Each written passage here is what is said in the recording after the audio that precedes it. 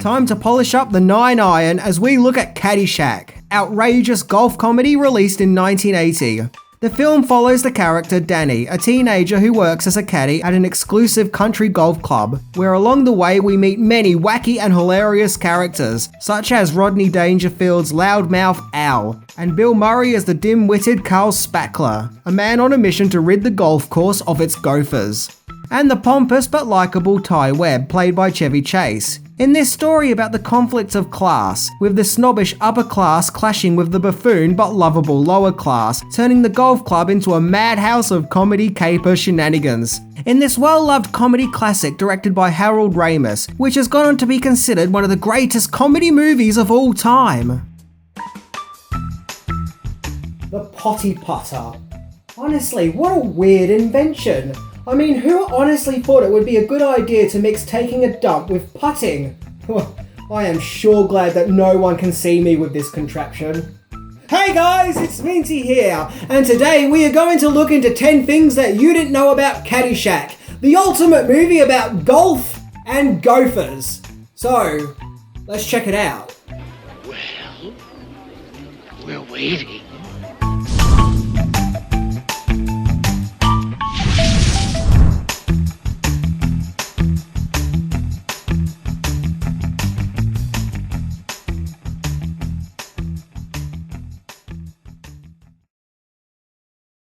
Number 10. Animal House on a golf course.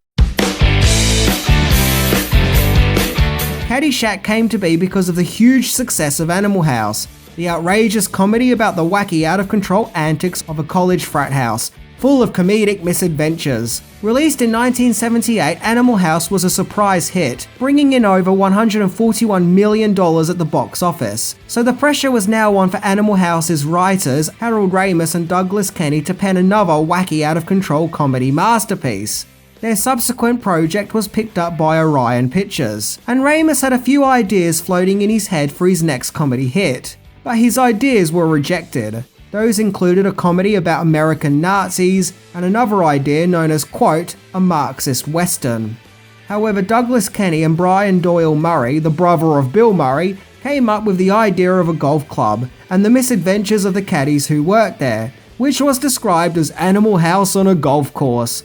And Orion Pictures were more enthusiastic about this idea, so the wheels were now in motion for Caddyshack. I guess the joke being that golf is often considered as a more posh and refined sport, requiring etiquette and good behaviour, whereas Animal House was a comedy full of loud, over-the-top behaviour, so splicing the two together would lead to funny shenanigans. And if you look at comedy movies that followed, there are actually several movies that take the Animal House formula and put it into unlikely scenarios. For example, Stripes was Animal House in the Army, Police Academy was Animal House in the police force, and to a degree it could be argued that even Ghostbusters was Animal House with ghosts. Number 9, kind of based on a true story, sort of. A lot of the events and scenarios seen in Caddyshack were based on the real-life experiences writer Brian Doyle Murray had growing up. He came from a large family, and growing up he and his family were members and often associated with golf clubs. At one stage, Murray was a caddy himself.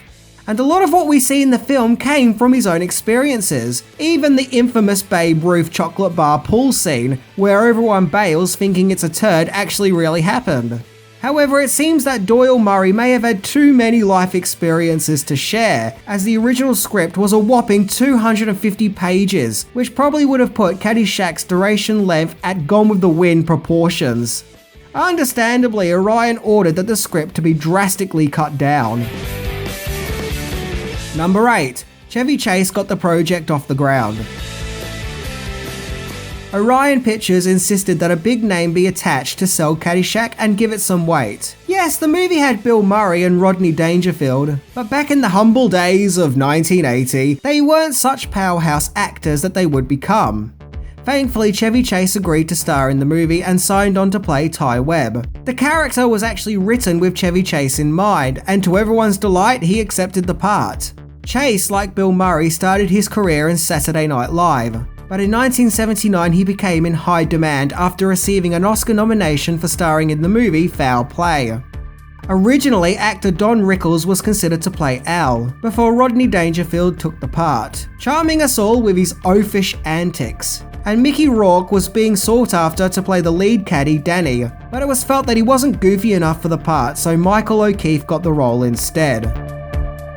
But I think that we can all agree that the real show stealer in Caddyshack was Bill Murray, as the dim-witted Carl Spackler, the below IQ groundskeeper of the golf course, of which most of Carl's dialogue was ad-libbed by Murray on the spot. Number 7. A hurricane delayed filming.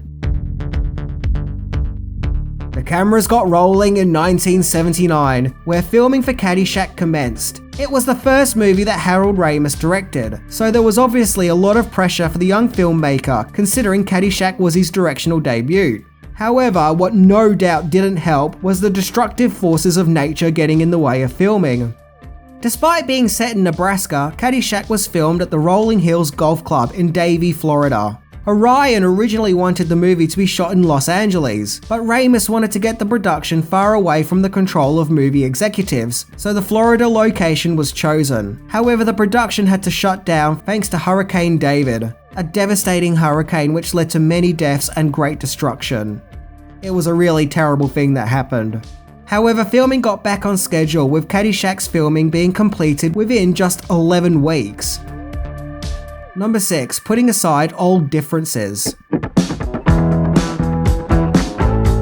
In Caddyshack, there is a scene where the Ty character has an interaction with the Carl character, after accidentally hitting his golf ball into Carl's shack, where Carl whips out one of the biggest hooby-doobies seen in movie history. This scene wasn't in the original script, but added as an afterthought by Harold Ramis, as he wanted a scene with Bill Murray and Chevy Chase interacting with each other, and thought it would be funny as the two men were notoriously known for not getting along with each other on their time on Saturday Night Live. Despite their differences, the two actors met up with Ramis, where the three wrote the scene together. So it's nice to see that despite a previous fractured working relationship, Murray and Chase were able to put aside their differences and create one of the funniest scenes in the movie. Number 5. The music of Caddyshack could have been another brick in the wall. One of the most standout aspects of Caddyshack is the Kenny Loggins song I'm Alright, which is played at the start of the movie and can be heard throughout. The funky pop song is instantly associated with Caddyshack. However, Loggins wasn't Ramis' first choice of musical artist to provide a song for Caddyshack. In fact, Ramis approached British rock group Pink Floyd to provide a few tracks for Caddyshack, which may have given Caddyshack more of a surreal experimental sound. Although Pink Floyd had to decline due to touring commitments, so Kenny Loggins it was. The song was released several weeks before the movie and would make it to number 7 in the US Billboard Top 100, and thus the song I'm Alright became a hit, with its success going hand in hand with the movie. And of course, Loggins would go on to record the hit song Danger Zone for the movie Top Gun. Once again, another popular hit which is instantly associated with the movie. Number 4. From Star Wars to Gopher. So throughout Caddyshack we see a pesky gopher puppet, who Carl is on a mission to destroy. The puppet is one of the most remembered aspects of Caddyshack.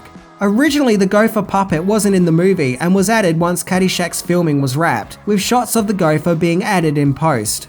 The puppet was created by special effects wizard John Dykstra, whom had just previously provided the special effects for Star Wars. So he went from the Force to golf course, and gave us the cute and cheeky furry mascot of Caddyshack. The squeaky noises we hear the puppet make were actually dolphin sound effects that were made for the Flipper TV series. Bill Murray himself also helped with the creation of the gopher puppet, and I think he even owned rights to it, as the gopher would go on to be reused in Caddyshack II, without Murray's permission or say-so, which led him to suing the production company. Wow, such a debacle for what is otherwise just a funny, cute puppet. Number 3. Harold Ramis isn't a fan. Ramis has stated that he could barely watch Caddyshack and felt that it could have been much better, which is interesting as the movie would become an instant comedy classic. Ramis supposedly struggled with the technical aspects of being a director, making mistakes like calling cut instead of action and looking through the camera lens instead of the viewfinder. In fact, there were supposedly even talks from the studio to replace him if he couldn't figure out the directing gig, but thankfully he soldiered on. There are also talks and whispers that a large amount of substances were also used on the set. But who knows, I wasn't there. But one thing is for sure, and that is that Ramis was quite disappointed with the final product of his creation. Reasons he gives for how the movie could have been improved are small things that I think the average viewer wouldn't be aware of, like the golf swings the actors performed for the movie not being up to par, no pun intended. However, the Murray brothers seem to love Caddyshack, so much so they opened up a chain of Caddyshack-themed restaurants. But you know what they say, an artist is always very critical of their own work. In this case, despite the fact that everyone seems to love the final result. However, Caddyshack's flaws were nothing compared to its sequel. Number 2, one of the worst sequels of all time. Warner Brothers really wanted to get to work on a Caddyshack sequel and wanted Harold Ramis to write it. But Ramis didn't want a bar of it and frequently turned the offer down. He was then told that Rodney Dangerfield was on board and was really enthusiastic about the project, which piqued some interest in Ramis. But then Dangerfield had a fight with the studio and left the project. And Ramis was told that if he doesn't write Caddyshack II, then someone else will and they would probably do a terrible job. So he reluctantly took the job, which is where we get Caddyshack II, which was released in 1988. An unfunny, uninspired train wreck of a sequel, which fails to recapture any of the magic of its original, and is often hailed as one of the worst sequels of all time. None of the original cast returned except Chevy Chase, and even he would go on to regret his involvement. Not even new cast members Dan Aykroyd and Randy Quaid could stop this stinker from sinking. Caddyshack II was torn a new one by critics, and would only make back $11 million, failing to recoup its $20 million budget, making the movie a failure and a miserable experience for all those involved. But regardless, no matter how bad Caddyshack II is, we will always have the original. Number 1. Critics hated the movie, so that means it must have been good. Caddyshack was released in July 1980 and made back over $38 million on its $6 million budget, making it financially successful. In fact, it was the 17th most profitable movie of 1980.